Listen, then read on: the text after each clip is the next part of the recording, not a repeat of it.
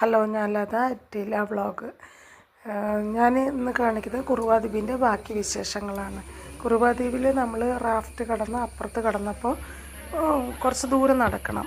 അപ്പോൾ കാട്ടിലെ കാഴ്ചകളെന്ന് പറഞ്ഞാൽ പ്രകൃതി സുന്ദരമായ വനമാണ്. അപ്പോൾ അതിൽ വലിയ മരങ്ങൾ, ചെറിയ മരങ്ങൾ, വള്ളികൾ, പിന്നെ പക്ഷികളുടെ ശബ്ദം, ഈ ചീവീടുകളുടെ ശബ്ദം, നമ്മുടെ ചെവിടൊക്കെ ഒരുമാതിരിയാവും ചീവീടുകളുടെ ശബ്ദം.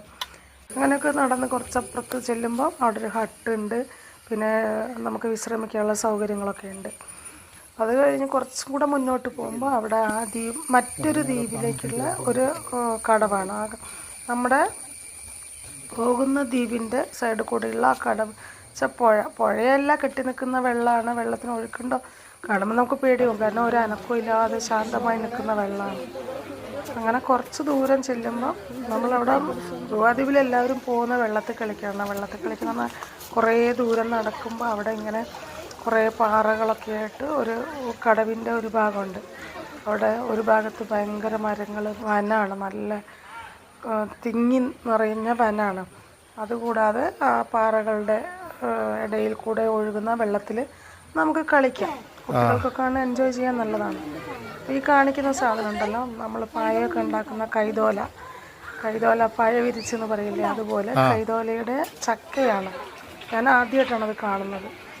പിന്നെ നോക്കുമ്പോൾ അതിൻ്റെ മുകളിലൊക്കെ കുറേ ഉണ്ട്.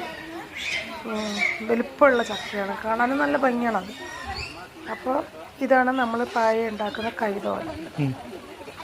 അങ്ങനെ പിന്നെ നമ്മൾ കുറച്ച് നേരം അവിടെ ആ പാറേൻ്റെ മുകളിൽ കൂടെ വെള്ളത്തിലൊക്കെ കളിച്ച് അങ്ങനെ കുട്ടികളൊക്കെ, അങ്ങനെ ഒരുപാട് ആളുകൾ തമിഴ്നാട്ടിൽ നിന്നൊക്കെ വന്ന ഒരുപാട് ആളുകളുണ്ട് വെള്ളത്തിൽ കളിക്കുന്നത്. അവരൊക്കെ ഡ്രസ്സൊക്കെ എടുത്ത് കളിക്കാനായിട്ട് വന്നവരാണ്. അങ്ങനെയാണ് അവിടെ. ഇത് കണ്ടോ, ഇതാണ് അതിൻ്റെ ചക്ക. തൂങ്ങി നിൽക്കുമ്പോൾ നല്ല വലിപ്പമുണ്ട്. അപ്പോൾ ഇതൊക്കെയാണ് കാഴ്ചകൾ. പിന്നെ നമ്മൾ കുറച്ച് ദൂരം കൂടി നടന്ന് വേറെ വഴി കൂടെ, എങ്ങനെയായാലും നമുക്ക് അവിടെ പോയാൽ ഒരു വഴിയിൽ കൂടെ തന്നെ വരണം. ഇല്ലെങ്കിൽ നമ്മൾ കാട്ടിൽ നിന്ന് എവിടെയെങ്കിലും വഴി തെറ്റിപ്പോൾ അവർ പ്രത്യേകം പറയും ശ്രദ്ധിച്ച് പോകണം. പിന്നെ ഇവിടുത്തെ ഒരു വിശേഷം എന്ന് പറഞ്ഞാൽ മഴക്കാലമായാൽ കുറുവ ദ്വീപ് ഓപ്പൺ ആവില്ല, ക്ലോസ് ചെയ്യും അവർ. മഴ തുടങ്ങിയാൽ, നല്ല മഴ തുടങ്ങിക്കഴിഞ്ഞാൽ ക്ലോസ് ചെയ്യും. ഇത് കണ്ട്, ഇത് ആ വെള്ളങ്ങളും പാറകളൊക്കെ ഉള്ള അവിടെ ഉള്ളൊരു ഹട്ടാണിത്. പിന്നെ ഒരു 4 സ്റ്റെപ്പ് പൊക്കത്തിൽ നമുക്ക് ഇരിക്കാൻ, ഫോട്ടോ എടുക്കാനൊക്കെ ഉള്ള സൗകര്യങ്ങളൊക്കെ ഉണ്ട് അവിടെ. അപ്പോൾ ഇങ്ങനെ നമുക്ക് എൻജോയ് ചെയ്യാം, നടന്ന് പ്രകൃതി ഭംഗി ആസ്വദിച്ച്. അങ്ങനെയൊക്കെയുള്ളൊരു സംഭവമാണ്. അപ്പോൾ എല്ലാവരും ഇത് കാണുക, സപ്പോർട്ട് ചെയ്യുക. ഓക്കെ.